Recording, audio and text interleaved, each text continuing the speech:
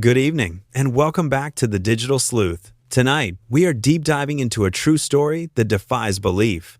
A high-stakes financial thriller that has become the ultimate test case in our ongoing cybercrime documentary series. The biggest twist in this tale wasn't an FBI sting or a heroic hacker. It was a single, accidental spelling mistake. It was meant to be the perfect crime. In February 2016, a group of highly sophisticated digital thieves came within a hair's breadth of stealing nearly $1 billion from a central bank. They had a genius plan, nerves of steel, and were moments away from succeeding. Then, quite simply, it all fell apart because of a simple typo. It sounds unbelievable, but it's true. How could a mere grammatical slip thwart a billion-dollar robbery?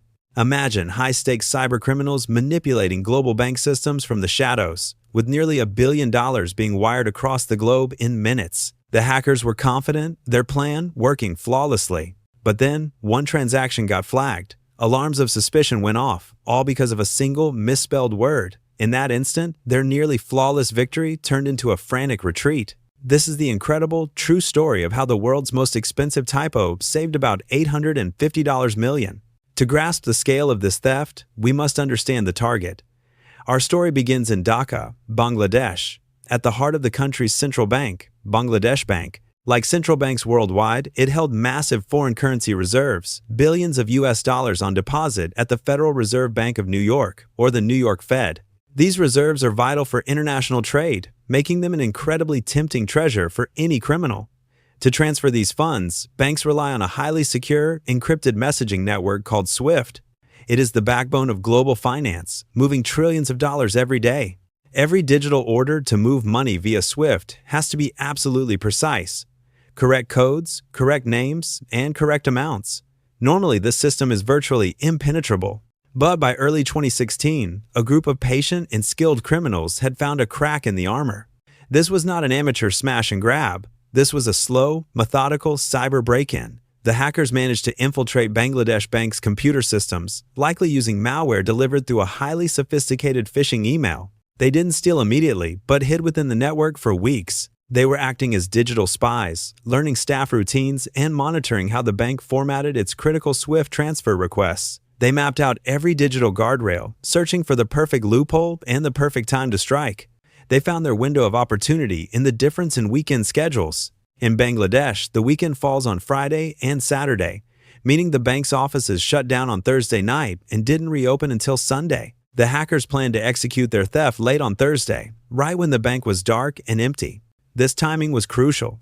If they sent their fraudulent request on Friday, it would still be a working day in New York due to the time difference. The New York Fed would be open and able to process the transactions, while the bank staff in Dhaka would be unable to see the alerts in real time. It was the perfect, calculated move. The criminals obtained the valid security credentials needed to pose as legitimate bank officers. They went big, lining up nearly 3 dozen transfer requests.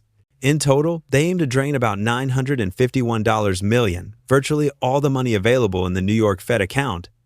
This was an all-or-nothing financial cyber attack on a colossal scale. On the night of February 4th, 2016, as staff clocked out, the hackers moved. They started sending their fraudulent SWIFT instructions. To delay detection, they even tampered with the bank's printers that automatically generated hard copy records of the transfers. In New York, the Fed started processing the requests because they appeared legitimate and had valid credentials. Millions of dollars began flowing, primarily to prearranged accounts in the Philippines. The total climbed to about $101 million successfully sent out in just a matter of hours. But as the requests kept flooding in, the volume alone began to raise red flags. 30 requests to move massive sums out of a central bank, some directed to private entities, was highly unusual. The New York Fed flagged a significant number of the remaining transfers for manual review. And then came the critical, game-changing moment.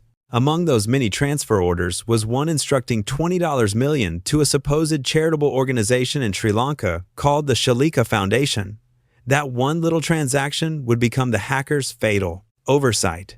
The difference between the hackers getting away with $1 billion and having their heist exposed came down to a single word. The word was supposed to be foundation, but when the criminals typed it into the transfer form, they accidentally wrote Foundation, F-A-N-D-A-T-I-O-N.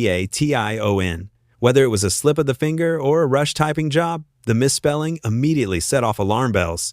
The $20 million transfer had to pass through an intermediary bank, Deutsche Bank. An officer there spotted the odd spelling. A huge payment to an unknown NGO with a clearly misspelled name screams suspicion. Deutsche Bank paused the transfer and reached out to Bangladesh Bank for immediate clarification, asking if the beneficiary name was correct. But Bangladesh Bank was silent. It was the weekend, and the offices were closed. The hackers had counted on that silence, but this time, it worked against them. The request was now in limbo, awaiting confirmation. Because Deutsche Bank raised a red flag on that typo, the $20 million did not go through and was stopped entirely. The typo had effectively tripped the wire. This unusual pause made the New York Fed even more suspicious about the remaining transfers. The largest transfers, totaling about $850 million, were already flagged and held back. When Bangladesh Bank officials finally arrived on Sunday and saw the delayed records, panic ensued. They immediately alerted authorities and sent urgent messages to stop all remaining payments.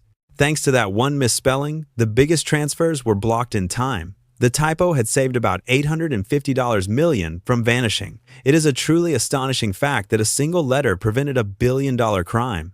While the typo stopped the bulk of the theft, this cybercrime documentary doesn't have a perfectly happy ending. The hackers still got away with $81 million, one of the largest bank thefts ever. That money was quickly funneled into a sophisticated money laundering maze in the Philippines. The thieves funneled the funds through local casinos, which, at the time, were an ideal place to clean large amounts of dirty money due to less stringent regulations. By the time investigators caught up, much of the $81 million had vanished into the shadows of the international financial system. The fallout for Bangladesh Bank was immense, exposing glaring weaknesses in their cybersecurity.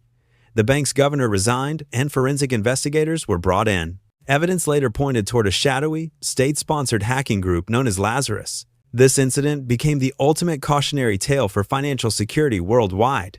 Banks were forced to double-check their security protocols, and the SWIFT network mandated better authentication for all member institutions. This case highlighted the critical need for advanced technology to detect behavioral anomalies, not just valid credentials, but unusual patterns of activity. For the public, this is a sobering reminder of how our global finance moves through unseen digital pathways. In the end, the criminals who typed "foundation" nearly pulled off an unprecedented theft, but that one typo flipped their victory into defeat, forever cementing the Bangladesh Bank Heist as the legendary case of the billion-dollar typo. Thank you for joining us on the Digital Sleuth. The fight against cybercrime is ongoing. Remember, sometimes the biggest fails come from the smallest mistakes, and in this case, that little mistake was all that stood between a group of criminals and a billion-dollar jackpot.